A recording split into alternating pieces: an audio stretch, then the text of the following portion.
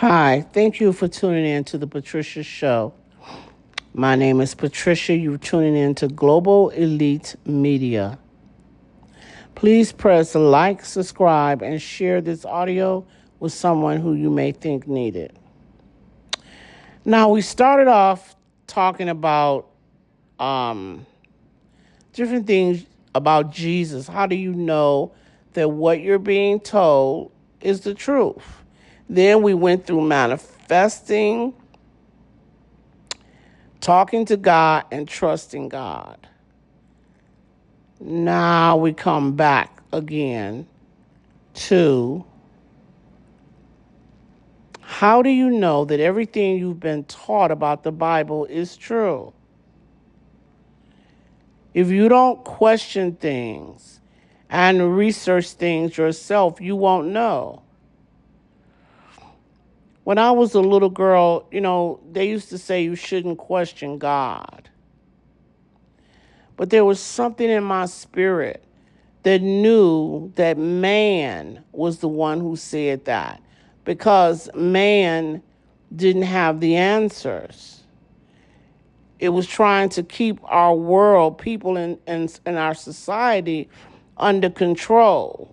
And the best way to do that was through religious and then not have you questioning anything because you might ask a question that they can't answer, which is what usually happened. You have to question things because when you begin to question things and then you ask God to reveal to you the truth about things, you'll begin to see that a lot of things that they are teaching is just not true.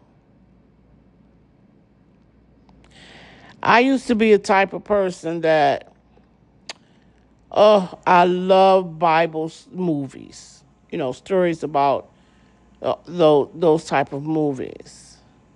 I would watch them over and over just like I never watched them before.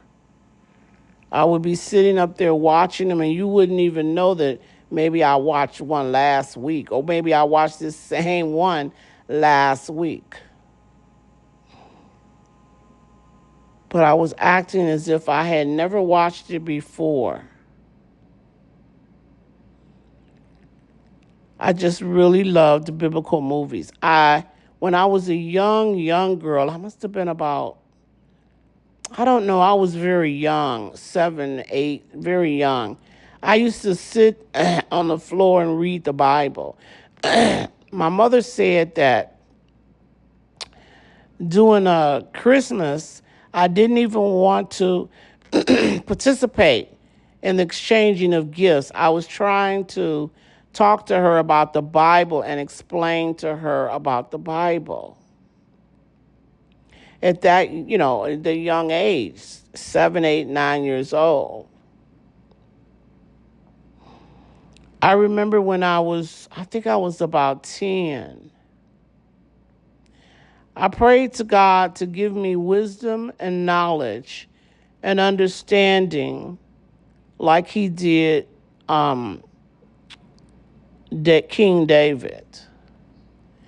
And I prayed that prayer continuously every day until I got into my maybe 40s or 50s. I would just pray that prayer, ask God to give me the wisdom, knowledge, and the understanding that he gave David. I realized that whatever we wanted to know, God was right there to answer us and to help us understand. So I didn't never understand why people didn't seek for knowledge themselves. They just went by whatever the preacher told them. This lady told me once that she wasn't able to give tithing in her church, and her pastor was chastising her about it, was telling her that she didn't need to spend her money on worldly goods. She would be taken care of when she left this earth. Her pastor had like $3,000 shoes and $3,000 suits and an airplane and all this nice stuff. So I said to her, if you can wait, then why can't he wait? Why is he enjoying everything now, these luxurious things, but you can't? There's something wrong with that picture. Because he can't tell you that you can't enjoy it. You have to wait till you leave the earth, yet he wants to enjoy it. Basically from your tithes, because that's where the money is coming from. Your tithes.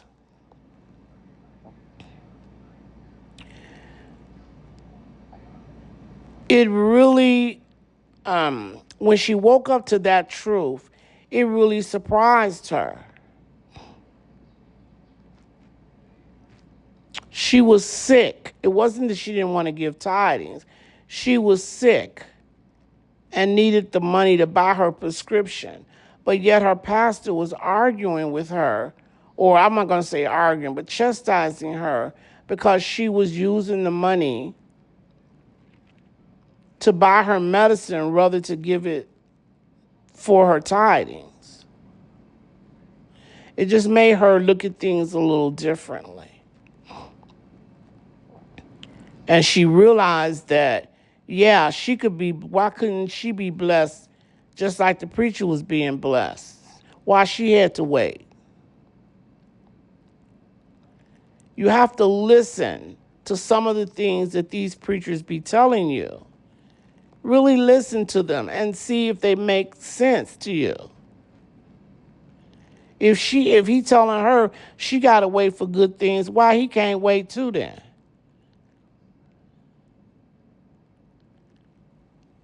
Because what? Because you think he's anointed by God? Is he really? What about all these priests that were molesting these little children in church? Do you think they were anointed by God? Or the preacher that's using your money to buy his airplane and all this other luxury stuff, but telling you that you have to wait, that you can't be blessed, but he could be blessed? Do you think that's a godly thing to do? Sometimes we could be so blind, we just can't. The truth is staring us in the face, but we just can't see it. You may say, well, yeah, he needs to be blessed because he's the prophet of God. How do you know he's the prophet of God? Because he said it? Did you pray to God to ask God, is this a man that you have placed over your flock? Did you place him in this position, Father, or did he place himself in that position? Did you ask that? No. So how do you know that he was put in that position? Why? Because he told you? Do you think if he wasn't put in that position that he was going to tell you, oh, no, I wasn't put in this position, but I like this position because I can get, be rich quick and get your money quick? Do you know these preachers were saying that a lot of them, the reason they become preacher because it's the fastest way of becoming rich?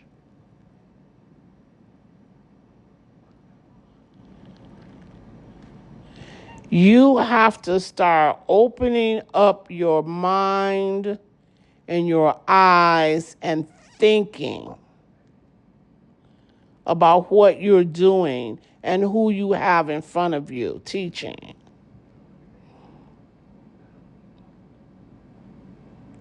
There was a preacher I remember in Detroit.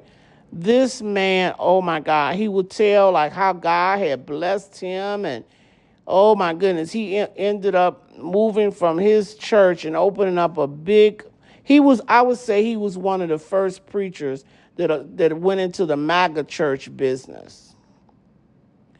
Because he's the first preacher that I knew of that had a MAGA church. It was like an auditorium, and he bought that. Do you know what happened? And everybody thought, ooh, he really walking with God. Look at how he's being blessed. God is just opening up doors, blessing him. He was blessed with this church. Oh, he was blessed with the airplane. God is blessed. He is really anointed with God. Then you know what happened? The preacher was on drugs. He was on drugs so bad till he was paranoid from the crack. And his wife had to actually have somebody come out and commit him to a mental institution because he was that messed up off of drugs. And they had him admitted in the hospital.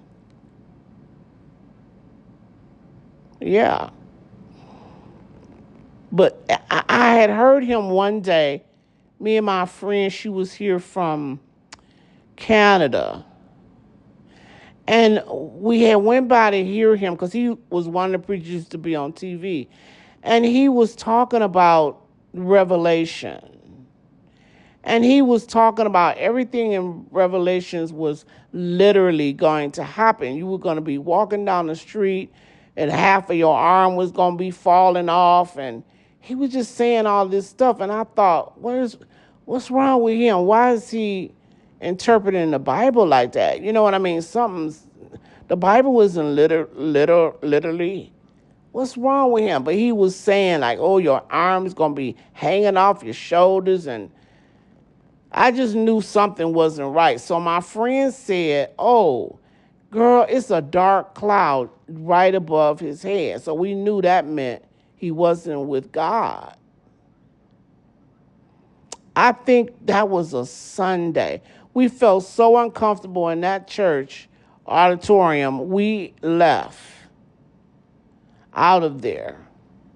By that Wednesday, me and her had stood outside of the church and said a prayer for God to come into the church and take a hold, because we knew something was going on, but we just didn't know what all was happening.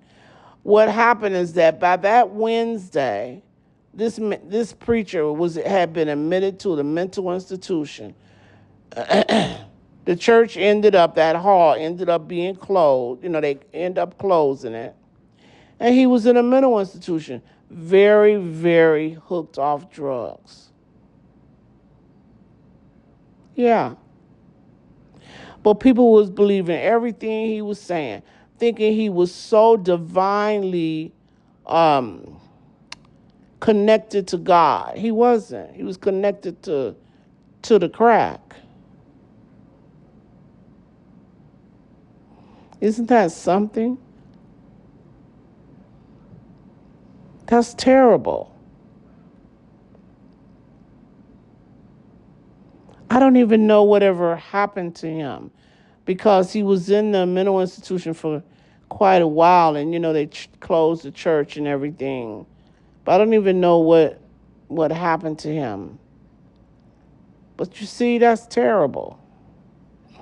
People were still believing everything he was saying.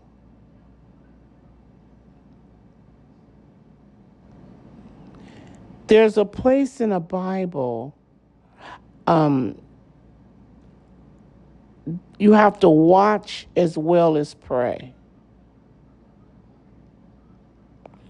Watch as well as pray.